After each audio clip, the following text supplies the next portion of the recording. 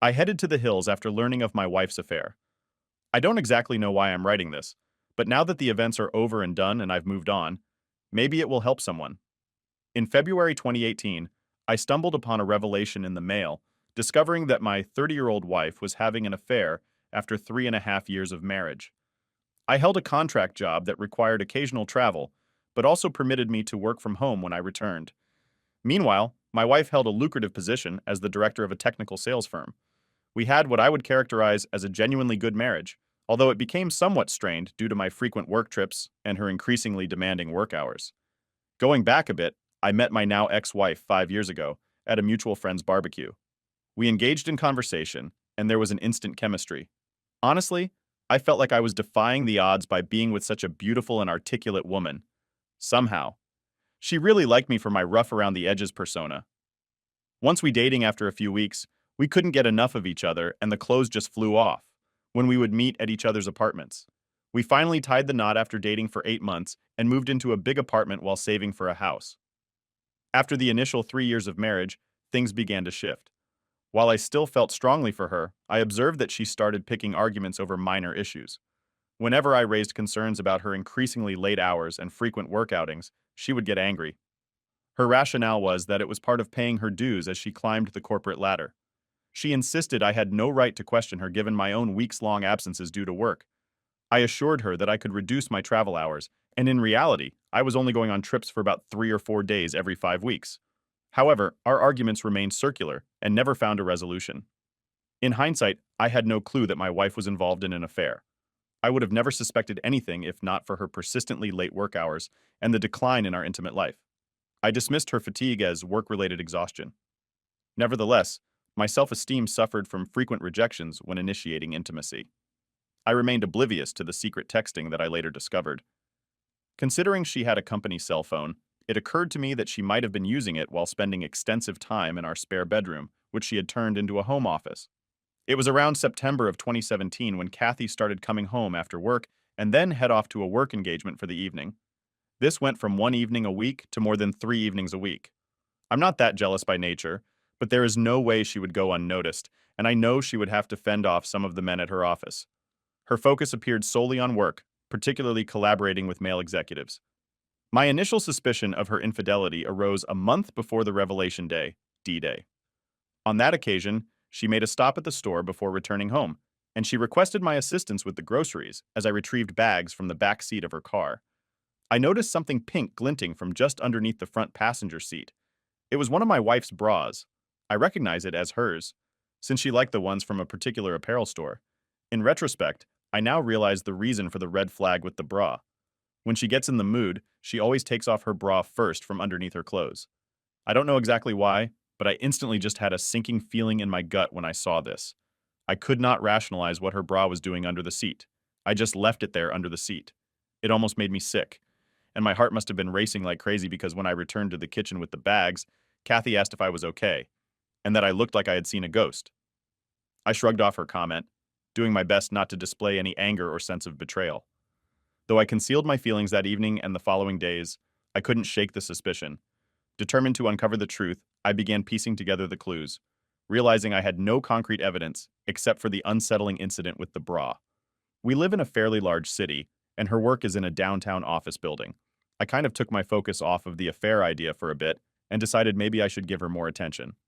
One Friday after work, I made a nice dinner, set up the dining table with nice plates, silverware, and candles. I bought a nice bottle of wine and a bouquet of roses. As usual, she breezed in after work, and I eagerly pointed out the dinner I had prepared. Instead of the enthusiastic response I hoped for, she offered a sad smile and informed me that she had plans to meet up with her coworkers at a local hangout that evening. While suggesting a quick bite together before she left, she mentioned needing to jump in the shower first. I think my insides flipped on me, and I became completely speechless. I won't tell you what kind of rage I was feeling at that point, but I had finally had enough while she was in the shower. I grabbed my company cell phone and planted it in her back seat. I'd been thinking of this lately as a way I could track her location with my personal phone. I went in and dumped the meal in the trash along with the flowers. She came back after her shower, dressed up and looking great as usual. She said, "Okay, let's eat." I told her, "Never mind, go out with your friends." She looked at me strangely and asked if I was mad. I said, I'm disappointed by you never wanting to do anything together. She became angry and told me to quit acting like a child and that's something snarky about having a short fuse. I stood there letting all this sink in and said, foolish me. I thought you'd like to spend the evening together. For once, she just smirked at me and left in a huff. I took out my other phone and started tracking my work phone. Observing her stopping at the bar, a regular spot for her work buddies, which was about 20 minutes away, I made the impromptu decision to head out and find her car. Confirming my suspicions, her car was indeed parked in the bar's lot. Sitting across the street in my car, I waited anxiously, feeling an unsettling sense of being unlike myself, almost akin to a stalker. But I rationalized I needed to at least satisfy my anxiety about her whereabouts. About an hour after I arrived, I see her coming out of the bar with a man. He looks like one of the execs I've seen from her work. He grabs her and pulls her close and kisses her. My stomach went into knots. My body went completely numb. They head over to another car and get in together. I do my best to follow them as the car pulls out. They travel about 10 minutes away to, you guessed it, a hotel. I pull over on the street next to the hotel. I watch as they get out and head hand in hand into the hotel. I've seen enough. I'm an idiot. I start banging my fist on the steering wheel. That's it. Something inside me went completely blank, and I'm not sure if I blacked out or had an out-of-body experience when I recovered myself. I decided I needed a drink now. This is when my life took a new direction that I would have never guessed. I just started driving out of town, just reliving everything I had just witnessed. Overwhelmed with rage and sorrow, I found myself driving towards the outskirts of town, covering about 30 miles. Seeking solace, I stumbled upon a quaint bar where I took a seat and ordered a drink. My appearance must have mirrored my inner turmoil, as the observant female bartender remarked that I seemed like someone who had been utterly deflated. I have smiled and said, "You could say that." A guy takes a stool next to me and starts up a conversation. I'm not in much of a mood to talk, but something about this guy just made me feel comfortable. We start talking, and after a while, the subject of my wife cheating just tumbles out of my mind. How? I just want to leave her and forget her. He looks at me and slaps me on the back. He says, "Buddy, you are not alone." There happened to me a few years ago. I believe that sometimes these things happen for a reason. And let me tell you, your life can now change either for the better or the worse. It's entirely up to you at this point. Something about him saying this really shook me out of my glum mood. I mean, I know I'm hurting, but I've always been able to see things logically. And he is. So right now we introduce each other. His name is Ray. He is kind of a country guy, but is just the sort of salt of the earth type that I really respect. Ray inquired about my plans to move out, a question that had never crossed my mind until then. The realization hit me that I no longer wanted to be in the same vicinity as my wife. The intense emotions of fight or flight surged within me. Sympathetic to my predicament, Ray offered support and suggested a plan in case I decided to leave at some point. I've got a travel trailer sitting on my property. It's not great, and it could use a bit of fixing up. Why don't you come out and check it out and see if you could see yourself living in something like that? Temporarily, at least. I'll make you a great deal on it. I even have a nice piece of property that you can park it on. You would be doing me a favor to keep an eye on it for me. It might do you some good to get away from your situation. Just a thought. It took me a minute to register his idea. The bartender had been overhearing the conversation and smiles. "Hell, honey," she says. "If I could have escaped my crazy ex-husband years ago, I would have jumped at the chance to go live in his trailer. Anything to just get my head on straight. I feel like I have stumbled into the twilight zone. But maybe this is exactly what I need," I tell Ray. "Yes, I'll think about it and maybe check it out." We part ways after a bit and make plans to meet out at his place in a few days. I started to feel like I have a little bit of perspective and a chance for getting out of what I believe is a nightmare mixed in with a heavy heartache. Absolutely certain, I harbored no desire to reunite with my wife.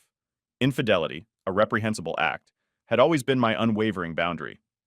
Returning home after the revelation, I sank onto the couch, lost in my thoughts. Kathy emerged and inquired about my whereabouts. I turned to her and asked her where she had been. She says, I went to grab drinks. I asked her point blank, "Are you having an affair?" She looks a little startled, but regains her composure and says, "No, why would you ask me that?" I tell her I heard she may be involved with someone from work. She asks, "Who told you that?" I tell her someone that I know, but would not divulge the name. She just tells me you're being ridiculous and that I'm drunk and delusional and asks me where I've been. I tell her out to a bar to have some drinks with friends. She just stares at me, wanting to ask me more, but just heads back to our bedroom and goes back to bed. Choosing to spend the night on the couch, the weight of her months-long deceit pressed heavily on my mind. Sleep eluded me as vivid, painful images of her with the other man tormented my thoughts.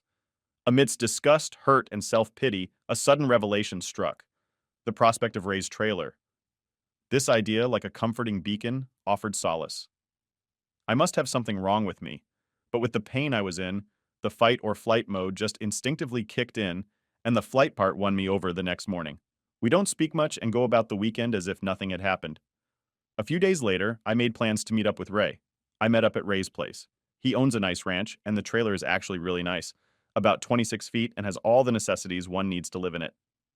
I had traveled with some friends and one back in college during a spring break and really enjoyed it. I make Ray an offer on it, and he agrees to the price. I practically steal it from him. He gives me directions to his ranch property, and I drive over to check it out. It's beautiful, full of trees, scrub brush, and it looks like there are nearby hiking and biking trails bordering it. It's near the foothills of some mountains, and Ray has a small shack on a hill overlooking the property with water and electricity for the trailer available. Ray will tow the travel trailer to the designated site and handle its setup. In the ensuing weeks, my attempts to coax honesty from Kathy are met with gaslighting. Despite my direct warning that infidelity will sever our ties permanently, her response is to delve further into the affair, enshrouding herself in denial and perpetuating the emotional fog. The denial is so bad it almost made me laugh. I have no physical proof of her cheating and kicked myself for not at least taking some photos of the two of them as I go through this mental agony. I come to the conclusion that I want out of this marriage rather than let Kathy know how I feel about things now. I just start making plans. I started stealthily taking my belongings out of the apartment while she was at work and moving them over to the trailer. This at least makes me feel like I'm taking action.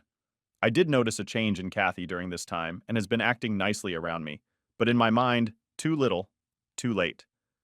As she continued her little company outings after work, I decided I too needed a break. In fact, as she was heading out for the evening, I also got dressed around the same time. She looked at me and asked where I was going. I just said I was meeting up with some friends. She started to ask, and I just told her she didn't know them and she wouldn't enjoy all the shop talk. This is exactly what she would tell me when I would ask if I could join her at one of her office outings. She kind of had a hurt look on her face and says, "Okay, have a nice time." I said I definitely would. Between working on the trailer and meeting up with Ray at the bar, I have started to make more friends. In reality, this situation has resulted in enjoyable moments spent with an engaging circle of Ray's friends and family. To maintain a healthy balance, I've opted to moderate my drinking, steering clear of potential pitfalls. Around this juncture, Kathy informs me of an upcoming work-related trip. The following week, I ask her who is all going and she tells me the executive team and some department heads. I just look at her and tell her I hope she has a really great time with her boyfriend. I kind of wish I hadn't said that. It started a lot of arguing back and forth. In a lot of ways, I wish I knew more about her affair partner. But as Ray put it to me, in the long run, it doesn't matter who the other guy is. It only matters that she decided to step out on you. She burned down the marriage. She can own it or deny it. But facts are facts, brother. Damn. Ray should write this stuff down and publish it for the betrayed. Her work trip provided me with the opportunity to move the rest of my stuff out completely. So after Kathy left for her trip, I gathered everything I had left of any value and put it in my vehicle. I only took essentials like clothes and work-related equipment, leaving behind furniture and personal items. Instead of the detailed note I initially considered, I settled for a brief message on a piece of paper. I hope it was worth it. Placing my wedding ring atop the note, I left it on the kitchen table for her to find. I felt a huge weight come off of me. I felt free. No more hiding the truth. I know I will have some baggage to deal with and some hurt to get over, but I have time to heal now. I just need some space and need to get her out of my life as quietly and quickly as possible. I'm not proud that I never confronted her more or pulled a confession out of her. I never got to yell and scream and curse her. After confessing, I had come to the conclusion in my mind that she didn't deserve me. She disrespected everything we had. Our future plans are history.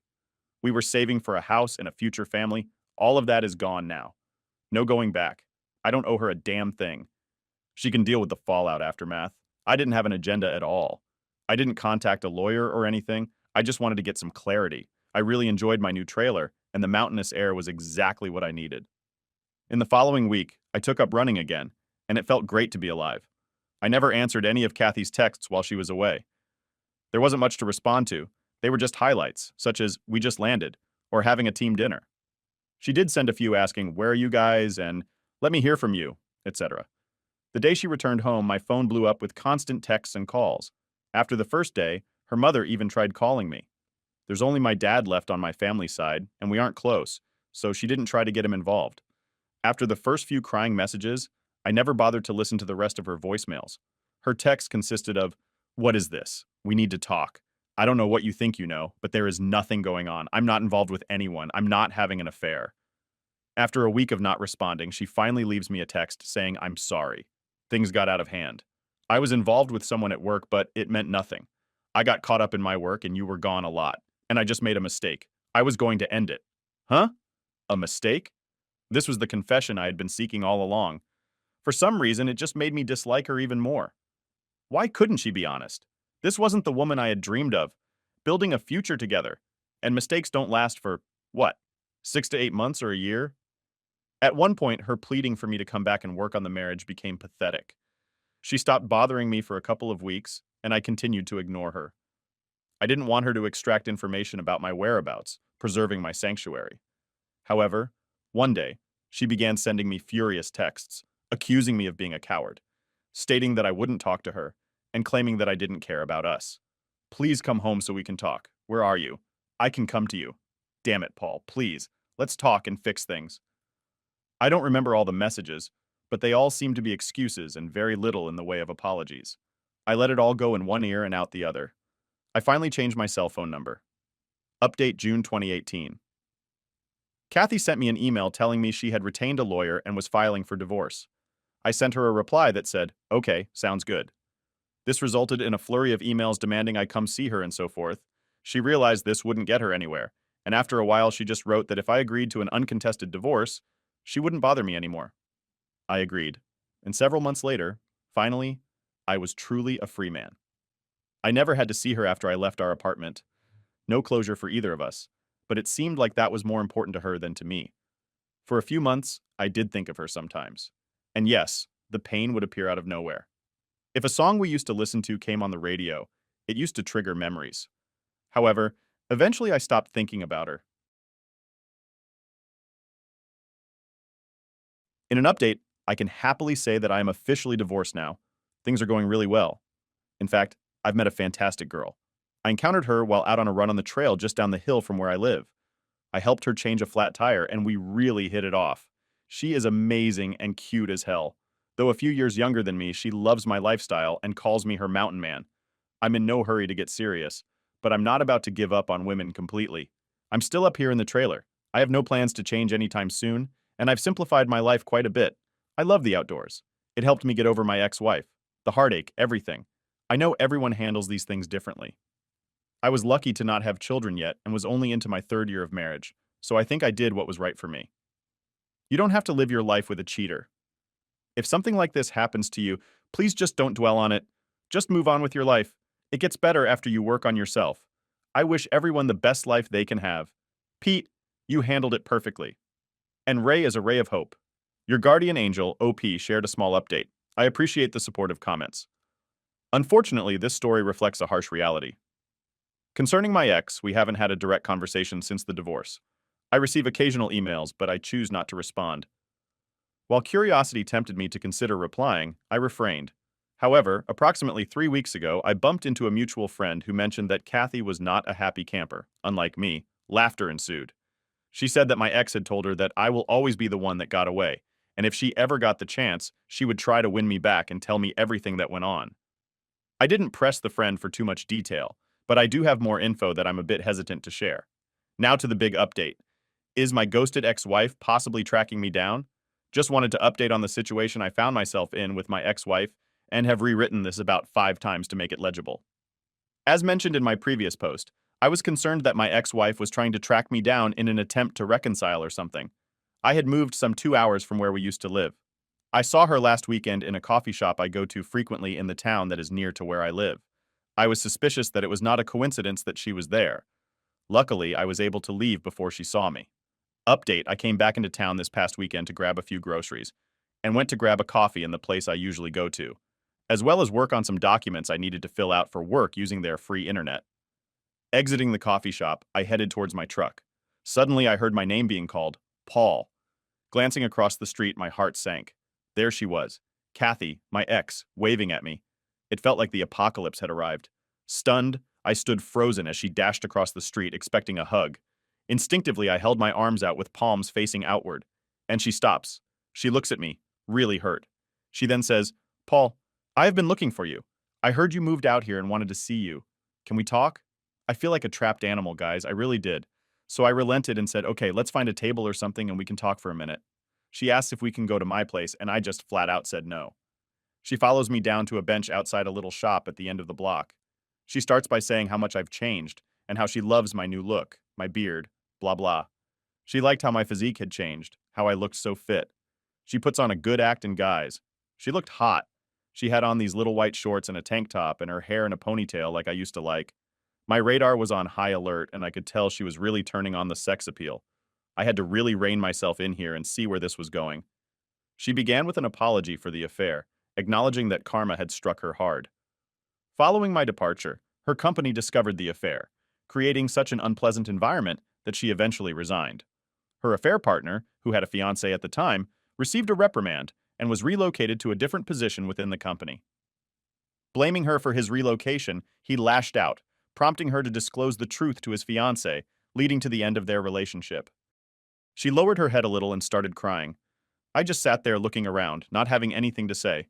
She straightened up and stared at me for a bit. I asked her what she wanted from me. She wanted to tell me that she never intended to start an affair, that she felt like she was drawn in by all the politics and positioning in the company, and thought the AP really manipulated her with his charisma and power within the company, and that she stupidly thought she was using him as much as he was using her. She was going to come clean with me, especially after I accused her of having an affair. She hated herself during that time, and the after-work drinking was her attempt to medicate from the guilt that right after I left her, she felt so foolish, so alone. Like her heart just imploded with loss. She immediately broke things off with her AP. She believed that since I wouldn't reach out or communicate with her, she had to seek me out to try and make amends. Her intention was to see if we could start over with a clean slate, even though she knew we were already divorced. I just stared at her, and then I confronted her, roughly summarizing our conversation. "How dare you think you can just come out here and think you can just wipe away all the crap you cause? I'm to forgive everything you did to ruin our marriage. I told you before, if you cheated on me, we were through. There is no forgiveness. There is no reboot of this relationship. You killed it. You destroyed what we had the minute you stepped out on me. How stupid do you think I am? I followed you one night and saw you go into a hotel together. Do you know that?" I then realized that I had been raising my voice and people were starting to notice. She started to sob. She grabbed my arm. I let her cry on my shoulder a little before nudging her away. She looked up at me. "I deserve all this. I know I do. Can you at least let me take you to dinner or something? I don't want to leave. I want to talk more. I want to make sure we have everything out in the open. I need time with you that you didn't give me before. Please, Paul. I know you may not want to hear this, but I love you so much." She uttered, "I didn't realize how much I loved you until you left me and shattered me, and I shattered you just as badly. I can't forgive myself. I don't want to forgive myself until the day I die." Overwhelmed, she began hyperventilating and sobbing uncontrollably. In an attempt to console her, I pulled her up and embraced her, feeling that it might be the only way to possibly soothe her distress. At that moment, I realized I did actually break her heart like she broke mine. I started walking with her, and then found a nice, quiet path to walk on, and things settled down a bit. I then asked her how she found me and did she hire a PI or something.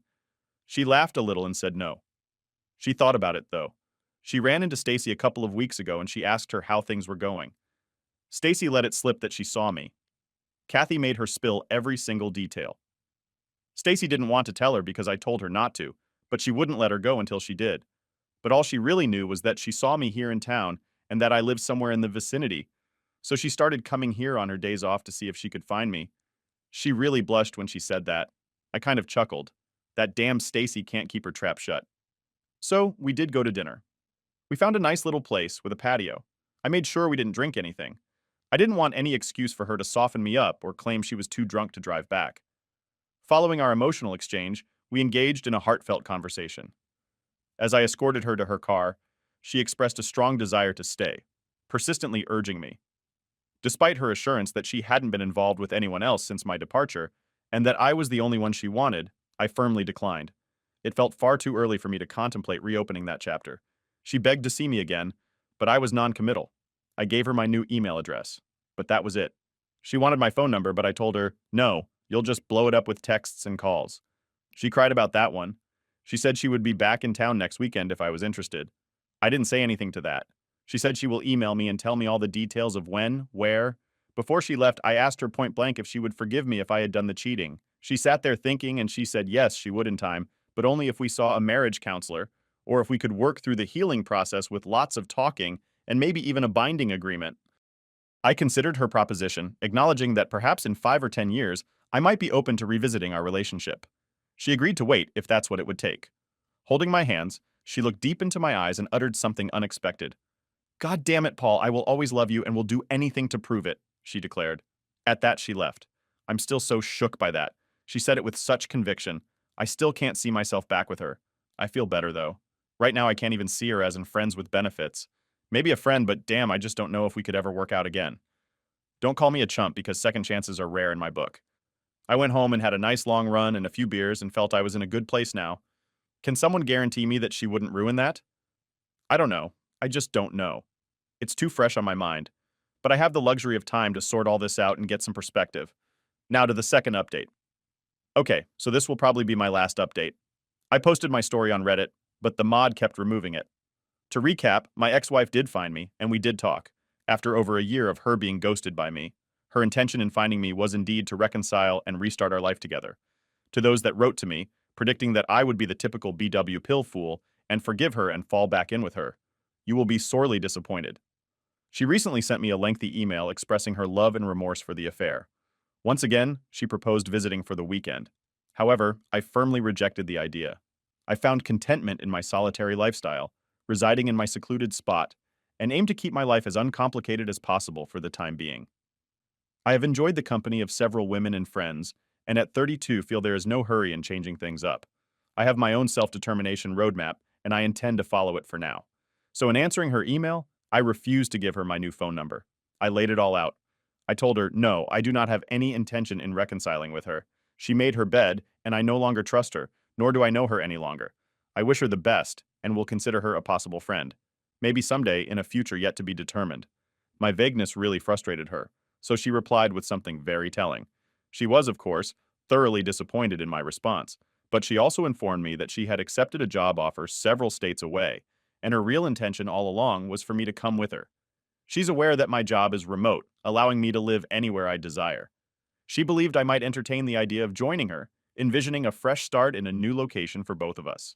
With limited time remaining before her departure, she was eager to meet in person and make a compelling case for our potential future together.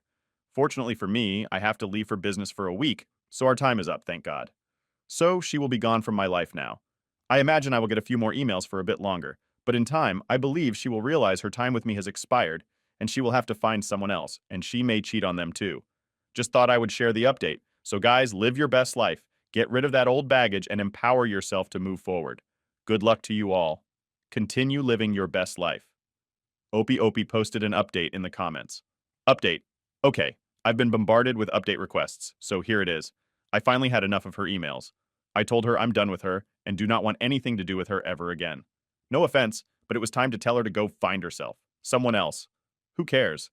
I won't go into too much detail here, but I figured if I pissed her off enough, she'd leave me be. I think I accomplished that. I've received no communication from her in several days. Today I took the step of blocking her email address, and I'm considering closing down my email account if she attempts to contact me through another means. I appreciate the messages from everyone encouraging me to take action. I'm resolute in cutting ties with her. The ghosting is back. Browse. Oh. Also, some of you have asked me about the girl who called me her mountain man while she has been dying to come visit me. So I'll see her over the holidays. We will see how that goes. Also, have another sweet lady I just met, and I'm going to go out with her this weekend. Life is good. Fourth update OP posted the latest update 2 months ago. Final word on this. I bumped into the ex at the airport, and that is where she talked to me about my Reddit posts. Not sure which one she saw since I had updates. But I'm talking a year ago when this happened. How did she find my post? A mutual friend who I shared my post with gave her the link to it. Obviously, I'm no longer friends with him as I shared this in confidence, which I thought I made clear. I now have a policy of getting rid of all negative people and drama queens I encounter immediately. Either way, the cat is out of the bag, and if it creates her distancing herself with me, then that's a great outcome. Otherwise, I have turned the corner. It's great to hear that you've moved forward and are living your best life. Experiencing and overcoming challenges can indeed be a powerful catalyst for personal growth. Wishing you continued success and happiness in all your endeavors. If sharing your story helps others reflect on their own actions and choices, it may contribute to positive change. Thank you for sharing your journey, and may your future be filled with joy and fulfillment. But it seems unlikely. If anyone's getting confused about the timeline, just know that everything between the main story and the last update went down over a 2-year span. Let's check out the comments before we wrap this up. A user wrote, "A friend of mine went through what you were going through at the moment. Only difference was he was engaged, not married. He ghosted her immediately as he found out, and her affair fog disappeared. She was distraught and went into severe depression for months. Missed him like crazy. Contacted his family and friends for months to apologize to anyone who knew. Most people condemned her initially, but she took it like a pro. I liked her, actually. She was friendly, funny, and was great to hang around with. Like she would actually make an effort to know his friends. She had few of her own while he had lots. She found him and apologized a lot. He didn't accept her, but they started chatting. He was loving his life career-wise, freedom-wise, and had lots of girlfriends. He told her that he had enough women for a lifetime. It seems like the person you're talking about was involved with women who, despite being attractive, didn't possess the same aura as his ex. Despite feeling envious and sad, the ex continued to stay in touch with him. Later, he revealed that he started a physical relationship with her without emotional involvement. One noteworthy condition she imposed was for him to be safe with others and not to engage in intimate relations with her, if he had slept with others within a week's time. So basically, he was sleeping around while she wasn't at all except him. After 2 years' time or less, I saw him with her having coffee while holding hands, while she was looking at him with devotion and adoration. I was actually glad, and when I met them, I was actually nice to her. Apparently, I was the only one who was nice to her when she came to me initially. That was 3 years ago. Now they are re-engaged and quite happy. She had actually changed. The thing is, she passed the test to redemption, according to him, which was quite painful for her, seeing him with other girls and her patience to be able to answer tough questions whenever he wanted.